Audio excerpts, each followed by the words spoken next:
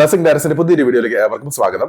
അങ്ങനെ BSc നഴ്സിംഗിന്റെയും general nursing അതുപോലെ nursing കോഴ്സുകളിലെല്ലാം തന്നെ അഡ്മിഷൻ പ്രോസസ്സ് ഒക്ടോബർ മാസം 31-ാം തീയതി വരെ ഇന്ത്യൻ നഴ്സിംഗ് കൗൺസിൽ ഭാഗത്ത് നീട്ടി നൽകിയിരിക്കുകയാണ്.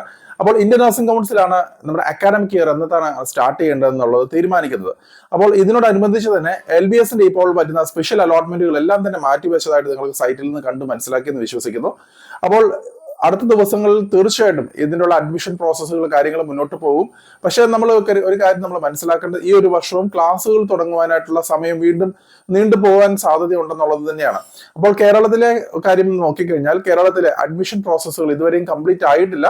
ഇപ്പോൾ ഏറ്റവും കൂടുതൽ മുന്നോട്ട് നിൽക്കുന്നത് എന്ന് പറയുമ്പോൾ ഈ പറയുന്ന AMCSFNCക്ക് അഥവാ ക്രിസ്ത്യൻ മാനേജ്മെന്റിലുള്ള അലോട്ട്മെന്റ് പ്രോസസ്സുകളാണ്. അവയാണ് ഏറ്റവും കൂടുതലായിട്ട് നമ്പർ ഓഫ് അലോട്ട്മെന്റ്സ് കൂടുതലായിട്ട് ഉണ്ടായിരിക്കുന്നത്.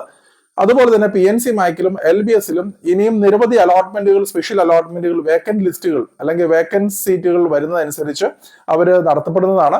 അപ്പോൾ തീർച്ചയായിട്ടും മുന്നോട്ട് വരുന്ന ദിവസങ്ങളിലൊക്കെ തന്നെ ഒക്ടോബർ മാസത്തിലെല്ലാം തന്നെ അലോട്ട്മെന്റുകൾ പ്രതീക്ഷിക്കാം. അതിൽ നിന്ന് മനസ്സിലാക്കേണ്ട ഒരു കാര്യം, ഈ അലോട്ട്മെന്റുകളെല്ലാം കംപ്ലീറ്റ് ചെയ്ത് കഴിഞ്ഞതിന് ശേഷം മാത്രമാണ് എല്ലാവർക്കും ഒരുമിച്ച് ക്ലാസ്സുകൾ തുടങ്ങുവാൻ സാധ്യതയുള്ളൂ.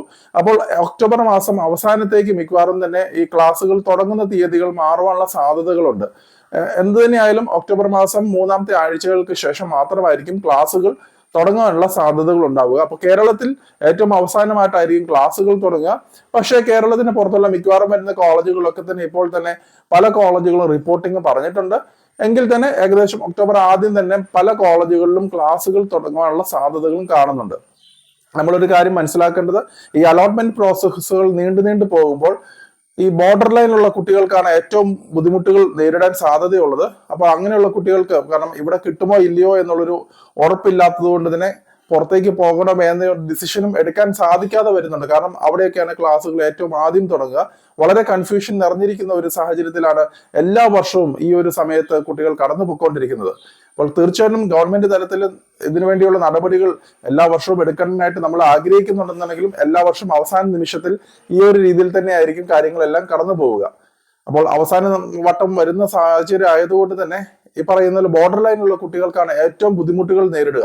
കാരണം അവർക്ക് അഥവാ ഈ പറയുന്ന രീതിയിൽ കേരളത്തിൽ അഡ്മിഷൻ കിട്ടിയില്ലെങ്കിൽ കേരളത്തിന് പുറത്തുള്ള പല കോളേജുകളിൽ അഡ്മിഷൻസ് കംപ്ലീറ്റ് ആവുകയും തീർന്നു പോവുകയും അവർക്ക് ഒരു വർഷം നഷ്ടപ്പെടുവാനുള്ള സാധ്യതകളും കാണാറുണ്ട്. ആയതിനാൽ നമ്മൾ മാർക്കുകളുടെ അടിസ്ഥാനത്തിൽ വ്യക്തമായിട്ടുള്ള തീരുമാനങ്ങൾ എടുക്കുവാനായിട്ട് പ്രത്യേകം ശ്രദ്ധിക്കുക. കർണാടകയിലാണെങ്കിൽ 2-ാം ഘട്ട അലോട്ട്മെന്റുകളാണ് വന്നിരിക്കുന്നത്. 3-ാമത്തെ അലോട്ട്മെന്റുകളും താമസിയാതെ ഉണ്ടാവും എന്ന് പ്രതീക്ഷിക്കുന്നു. എന്ത് തന്നെയായാലും അതിന്റെ നോട്ടിഫിക്കേഷൻസ് കാര്യങ്ങൾ വരുന്ന ദിവസങ്ങൾ നമുക്ക് കൂടുതൽ മനസ്സിലാക്കാൻ കഴിയുന്നതാണ്. ഇപ്പോൾ നമ്മൾ ശ്രദ്ധിക്കേണ്ട ഒരു കാര്യം, LBSലാണെന്നുണ്ടെങ്കിലും മറ്റുള്ള അസോസിയേഷനിലാണെങ്കിലും നിരവധി വേക്കന്റ് സീറ്റുകൾ റിപ്പോർട്ട് ചെയ്തിട്ടുണ്ട്.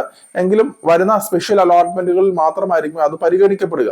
അപ്പോൾ നമ്മളൊരു കാര്യം പ്രത്യേകം ശ്രദ്ധിക്കുക, ഏത് അസോസിയേഷനിൽ കൂടെ നോക്കിയാലും നമ്മൾ ഏറ്റവും അവസാനം ഇപ്പോൾ കയറിയിരിക്കുന്ന കുട്ടികളിലേക്കാളും 1-2% കുറവ് മാത്രം വരെയുള്ള കുട്ടികൾക്കായിരിക്കും അഡ്മിഷൻസ് കിട്ടാൻ സാധ്യതയുള്ളത്. അല്ലാതെ വലിയൊരു അന്തരം ഉണ്ടാവും എന്ന് പ്രതീക്ഷിക്കേണ്ട. കാരണം നിരവധി കുട്ടികളാണ് ഈ പറയുന്ന ഓരോ കോളേജുകളിലേക്കും അഡ്മിഷൻസ് എടുത്തിരിക്കുന്നത്. അപ്പോൾ കൂടുതൽ ഇതിന്റെ അനാലിസിസ് വീഡിയോ കാര്യങ്ങളൊക്കെ വരുന്ന ദിവസങ്ങൾ നമുക്ക് കൂടുതലായിട്ട് ചെയ്യുന്നതാണ്. അപ്പോൾ അത് കഴിഞ്ഞ് മനസ്സിലാക്കി നിങ്ങൾക്ക് തീരുമാനങ്ങൾ എടുക്കാൻ സാധിക്കുന്നതുമായിരിക്കും. അപ്പോൾ മറ്റൊരു അപ്ഡേറ്റുമായി ഉടൻ തന്നെ കാണാം. നന്ദി.